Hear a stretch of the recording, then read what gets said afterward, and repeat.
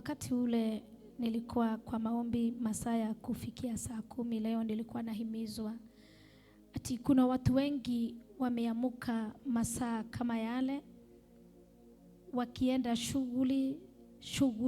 shughuli tofauti. Na wakati huo nilipokuwa ninawaza, nikasikia himizo ya kwamba kila mmoja Mungu anamlausha na sababu yake mwenyewe. Kuna wale wanaamuka waende kazi, kuna wale wanaamuka kwenda kumtafuta. Na katika huduma nikasikia nikiambiwa hii ni kazi ya kuombea na ya kusimamisha wale wote wamesimama, hawana mwelekeo, hawajui wataanzia wapi. Nikasikia nikiambiwa ya kwamba hii ni kazi ya kuwakumbuka familia. Na nikasikia tutakuwa na kazi kubwa ya kuwajibika tukiwa watumishi, maana wale watu tuliambiwa na Mungu tuwalinde na akawaleta kwa mikono yetu. Nikahimizwa ya kwamba wakati hawa watu wataangamia, tutakuwa na kesi ya kujibu mbele ya kiti cha enzi. Wakati wale watu umetengewa na Mungu, kama vile mtu anapotengewa kazi, anakosa kuwajibika kwa njia inaofaa. Nikasikia nikiambiwa ya kwamba niwaletee ujumbe huu watumishi wa Mungu. Wakati watu wa Mungu watakapo kosa kusimama na kazi ulipewa na Mungu ya kusimama kwa mwanya sababu ya watu wa Mungu, wakati hawa watu watapotea njia, wakati hawa watu watahangaika wakitafuta maji masafi na matakatifu, wakati watatafuta njia walikosa mwelekeo, punishment haiko kwa wale watu, ila iko kwa wewe mtumishi wa Mungu uliyeitwa na Mungu usimame sababu ya kazi yake, ila ukawa hautekelezi ile kazi. Nilikuwa nasikia niambia watumishi wote wa Mungu popote walipo, mkaambiwa muamuke na muwajibike kwa kazi mlioitiwa na Mungu ya kutekeleza na kuongoza wale watu Mungu alileta kwa mikono yako. Ati ni wakati umefika, watu wamefika wamekosa kumuogopa Mungu, wamefika wakawa ni kufanya vile mtu anavyofikiria na akili zake. Ati kama vile watu walioajiriwa na serikali wanaheshimu zile ofisi.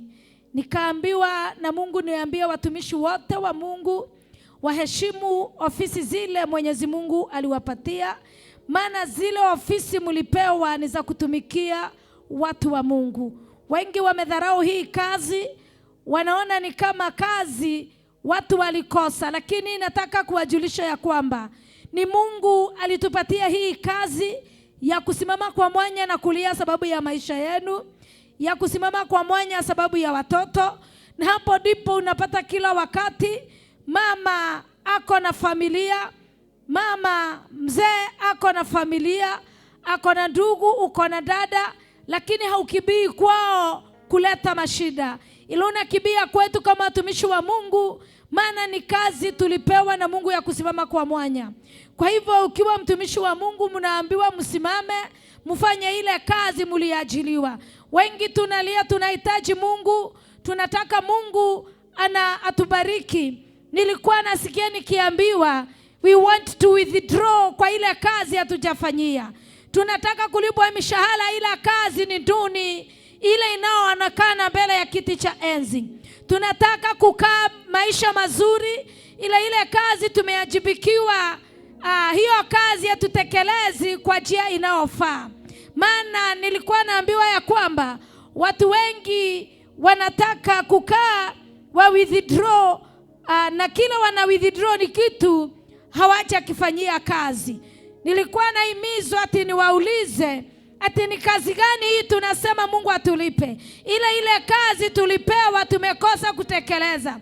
Tumeacha watu wa Mungu akiteseka, tumewacha na tukawa tunachagua wale wako na mali ndio tuwatumikie. Tunaambiwa ya kwamba ni wakati wa kusimama kutumikia wakubwa, wadogo, maskini na tajiri, wote tuwahudumia na njia ipasavyo. Maana wengi wanakibia wakati wanasikia mtu aliye na mali anawaita. Munaambiwa ya kwamba mkuitwa sababu ya wale wako na mali, ila muliitwa kwa kila mmoja, wale wako na mali, wakubwa wadogo, wanyonge na wale wanaosikika, wote Mungu aliwaleta kwa mikono yetu tukiwa watumishi wa Mungu.